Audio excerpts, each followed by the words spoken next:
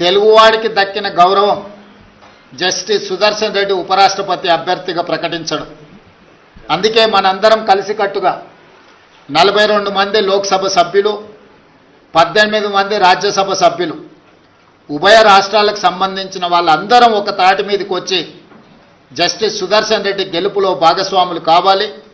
Justice Sudarshan రెడ్డిని గెలిపించవలసిన బాధ్యత మన అందరి మీద ఉన్నది. కాబట్టి చంద్రబాబు నాయుడు గారిని, చంద్రశేఖరరావు గారిని, వైఎస్ జగన్మోహన్ రెడ్డి గారిని, జనసేన అధ్యక్షుడు పవన్ కళ్యాణ్ గారిని, ఎంఐఎం పార్టీ అధ్యక్షుడు అసదుద్దీన్ ఓవైసీ గారిని, అదేవిధంగా ఉభయ కమ్యూనిస్టు పార్టీలు ఈ రాష్ట్రాల నుంచి ప్రాతినిధ్యం లేకపోయినా ఇతర రాష్ట్రాలలో కమ్యూనిస్టు ప్రాతినిధ్యం ఉన్నది కాబట్టి ఆయా పార్టీలను కూడా తెలుగు వాళ్ళుగా మన వాళ్ళు సంప్రదించి మద్దతు కూడగట్టి జస్టిస్ సుదర్శన్ రెడ్డి గారి గెలుపు కోసం పని చేయాలి. జస్టిస్ సుదర్శన్ రెడ్డి గారి గెలవడము ఇప్పుడు అవసరం.